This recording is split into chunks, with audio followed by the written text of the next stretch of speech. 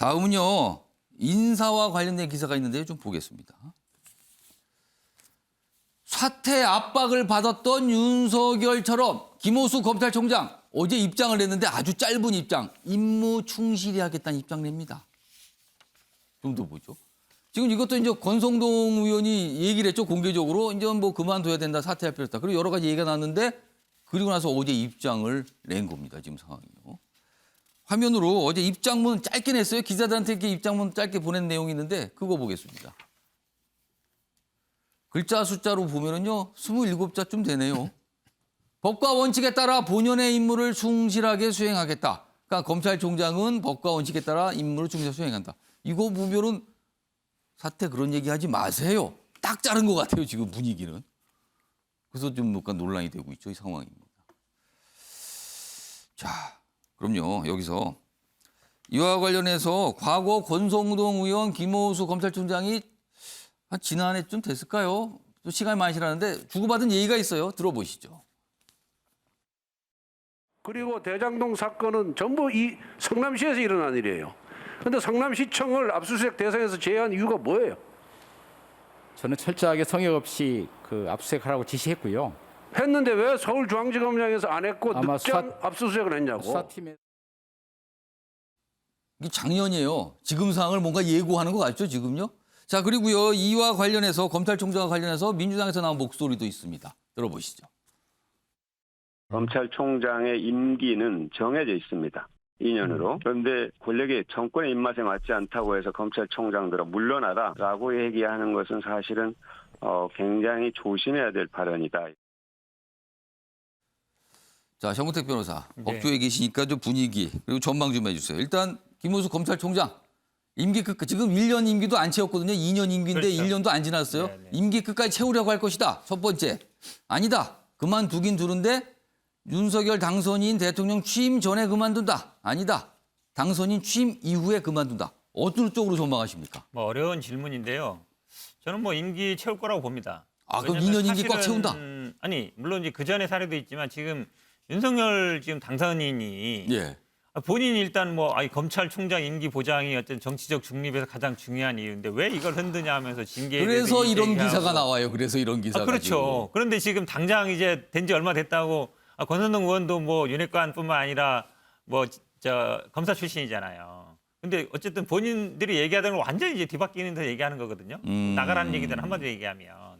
그래서 사실은 앞과 똑같습니다. 그러니까 권선동 의원이 저는 입이 약간 방정이라고 보는데 지금 사면 문제도 마찬가지고 사실은 뭐 김호수 총장도 고민을 할 수 있다고 봅니다. 예를 들어서 내가 계속 있어야 되는 고민을 할 수 있는데 이렇게 나가라고 하는데 그래서 내가 나가겠다 이러면 굴복하는 게 되는 거잖아요. 그리고 말 그대로 검찰총장 임기제가 형해화되는 거거든요. 예. 그러니까 윤석열 당선인이 얘기했던 거에 비춰본다 그러면 당연히 이제 김호수 총장 같은 경우에도 임기 보장해라고 임기제 있는 건데 예.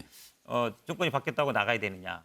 스스로 본인이 했던 걸 뒤집는 거 되는 거기 때문에 저는 뭐 지키는 게 맞다고 보고 사실은 이것도 마찬가지입니다. 예를 들어서 여러 가지 뭐 논란이 있을 수 있지만 민주당 입장에서도 김호수 총장에 불만이 많죠. 왜냐하면 뭐 부인 문제라든지 여러 가지 수사를 제대로 안 한 건 맞거든요. 근데 그렇게 있지만 예. 그래도 논란이 될 때는 앞에도 말씀드렸습니다. 법과 원칙.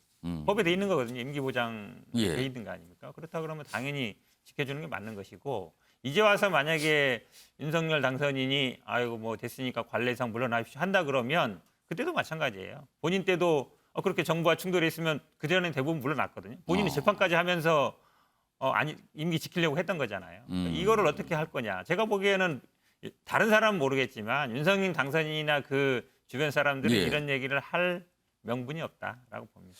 과거 정부와 그러니까 청와대와 검찰총장이 대립했을 때는 어떤 일들이 벌어졌는지 멀지 않은 과거에 있었어요. 엄청난 충돌에서 무슨 일이 있었는지. 혼란이죠, 한마디로. 그리고 매일 그 뉴스만 나옵니다. 무슨 일이 있었다, 뭐가 있었다. 그리고 뭐 결국엔 그만두더라. 뭐 이런 얘기까지 나오죠, 지금. 일단 지금도 또 그렇게 가는 걸까요? 지켜보도록 하겠습니다. 자, 다음은요. 어제 오찬 회동이 불발이 되고 뭐 무산은 아니라고 무산이라고 좀 하지 말라니까 그냥 불발됐다고 하겠습니다. 불발되고 나서 윤석열 당선인 다른 일정 잡았죠. 이른바 번개 일정입니다. 보시죠. 청와대 회동 무산되자 윤석열 당선인 측근들과 김치찌개 오찬을 했는데 중요한 거는 공개 오찬이죠. 기자들이 이제 다 가서 본 거예요, 지금요. 이겁니다, 이거 지금요. 이렇게 돼 있습니다. 그리고 지금 통이동 집무실에서 한 1km 정도 떨어지는 곳에 걸어서 간 거죠, 가까우니까. 그러니까 경복궁 근처입니다. 거기 식당 많은 곳이거든요. 그리고 식사하고 나와서 시민들과 셀카 요청에 일일이 응했다. 이게 고스란히 다 언론에 노출이 된 거예요. 그리고 언론이 이제 기사로 이렇게 다루고 있습니다. 이 상황입니다. 사진 좀 보시죠. 식사하는 장면이 또 이렇게 사진으로 실리는 건 참 특이합니다. 그리고 제목이 이래요. 오찬 펑크의 김치찌개 번개.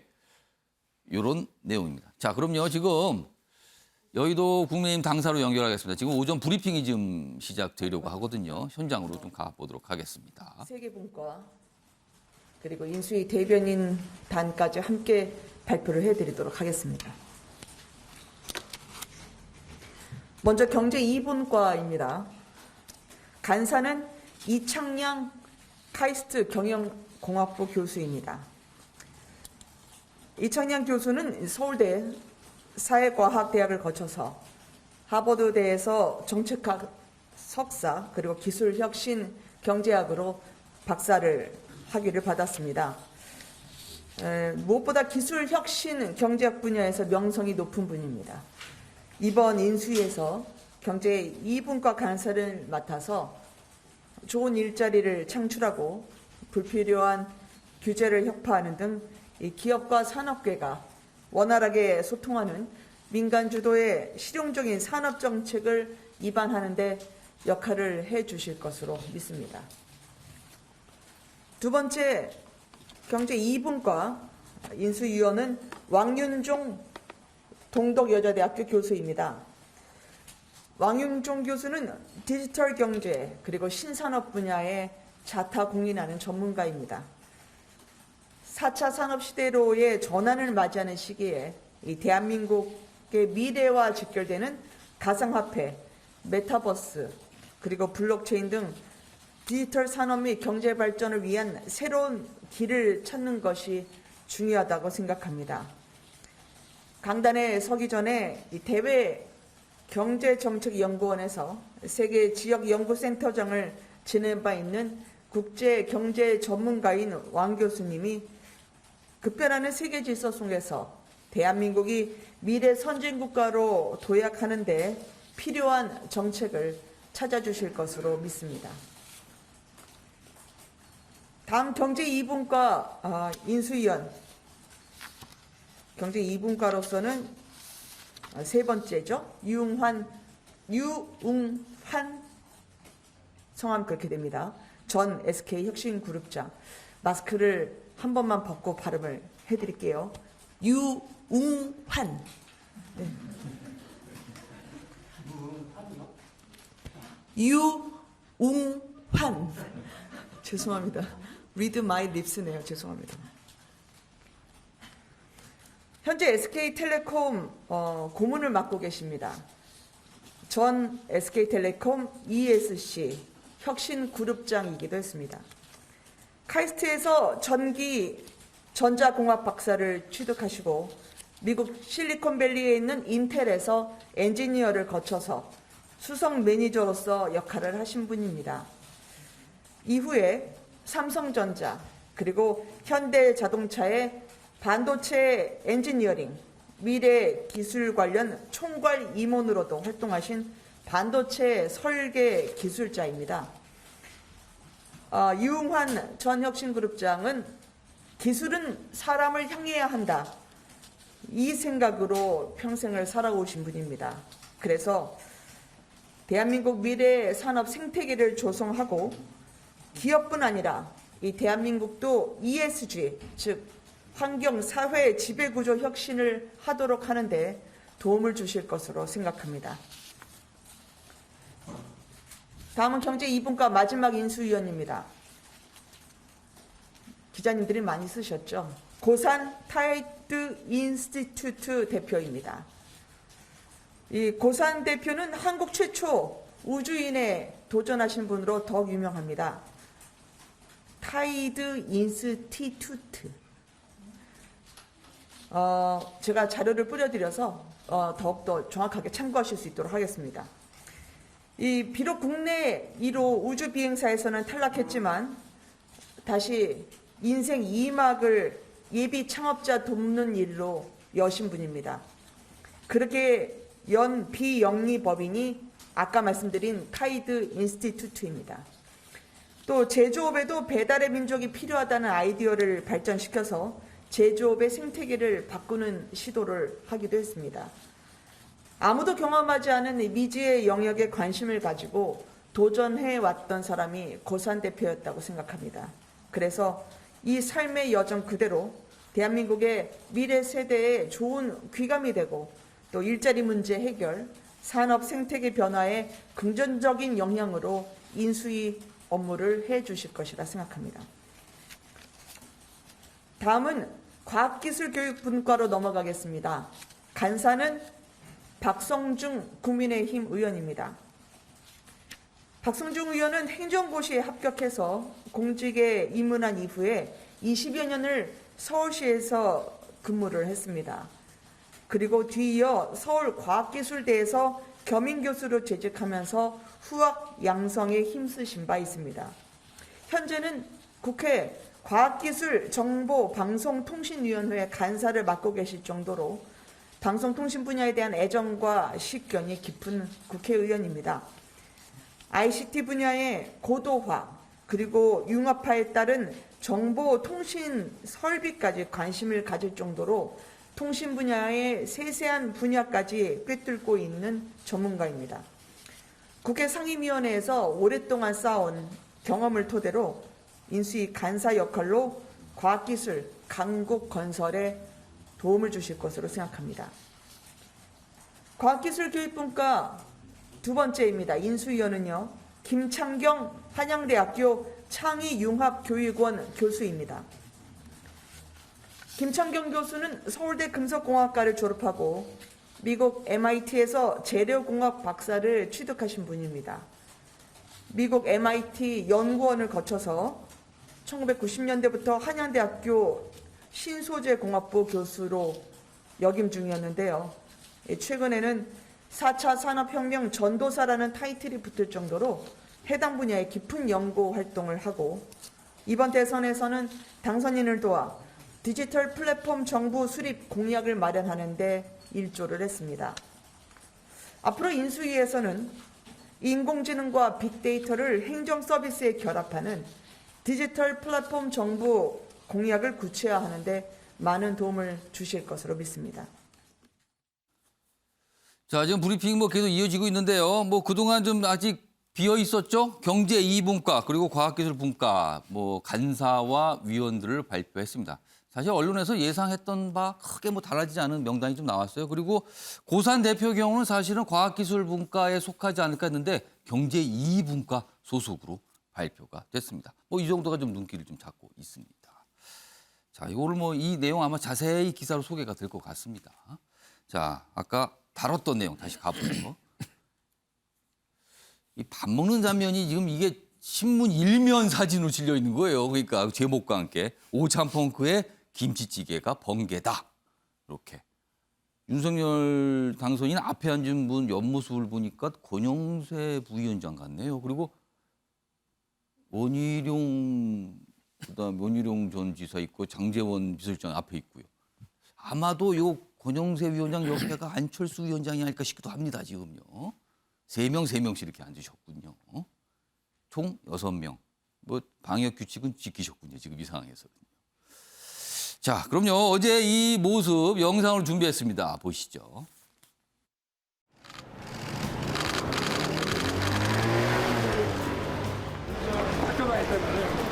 여기가 금정동인가 이래.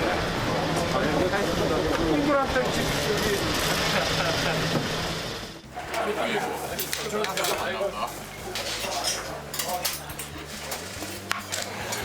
우리나라 직장인들이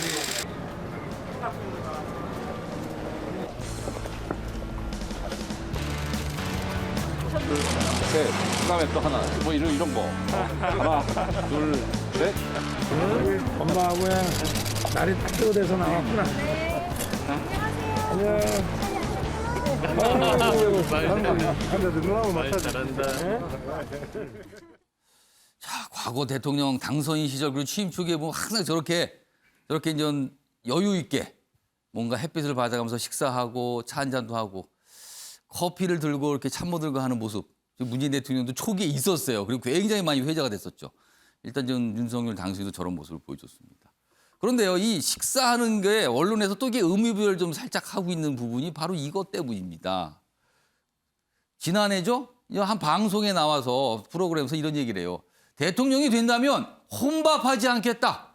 국민 앞에 숨지 않겠다. 이 뜻은 누구는 혼밥하시더라. 이게 가려져 있는 것 같거든요, 지금요. 자, 김현주 부대변인. 그럼 앞으로 매일 점심 먹는 걸 이렇게 공개하는 겁니까, 오늘도요? 그래서 당분간은 그런 행보가 되지 않을까 싶습니다. 그 인수위가 있는 그 통이동 그 사무실을 나서서 예. 모두가 함께 이제 아마 즉석에서 저 메뉴를 결정하지 않았나 싶은데 사실은 한 10군데 정도 이미 찜을 해 놓으셨다고 어제 식사할 가시면서부터. 곳을. 네. 왜냐하면은 좀 음식에 진심인 편이라는 것은 많이 알려져 있는 편이고 그렇습니다. 굉장히 그 성격이 소탈하세요. 그야말로 실제로는 그뭐 이웃집 아저씨, 이웃에서 흔히 볼 수 있는 그런 스타일이시기 때문에 이웃들과 그러니까 사무실 근처에 있는 이웃들과 함께 스킨십하면서 국민들과의 소통을 전혀 겁내지 않는 그런 모습을 보여주고 있고 뭐 언론에서 의미 부여한 것처럼 숨지 않겠다, 혼밥하지 않겠다 뭐 이런 약속이 지금 뭐 100% 공약이 지켜지고 있다 뭐 이런 보도까지도 나왔었는데요. 예. 이제 국민들이 바라는 것은 지금은 뭐 아직 취임 전입니다만 예. 저렇게 이제 국민들 속으로 들어가서 늘 국민들과 함께 소통하는 이런 행보가 지금뿐만이 아니라 임기가 마쳐지는 그날까지 좀 이어지기를. 네, 계속 이어지기를 바라는 마음이야 뭐 저뿐만 아니라 모든 국민들이 똑같지 않을까 싶습니다.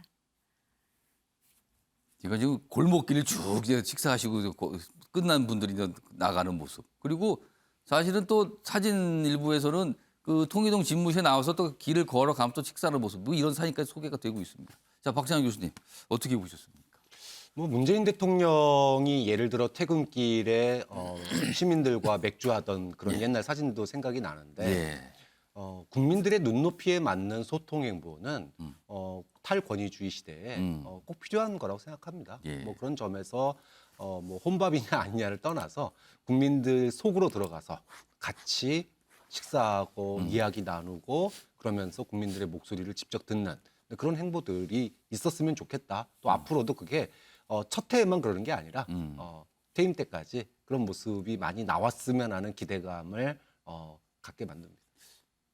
날씨가 아직 쌀쌀해서 그럴까요? 사실 식사할 때면 저 우옷, 자켓을 벗고 이 와이셔츠 차림으로 가는 것도 괜찮을 것 같은데 아직은 날이 추워서 뭐 저런 모습이었던 것 같습니다.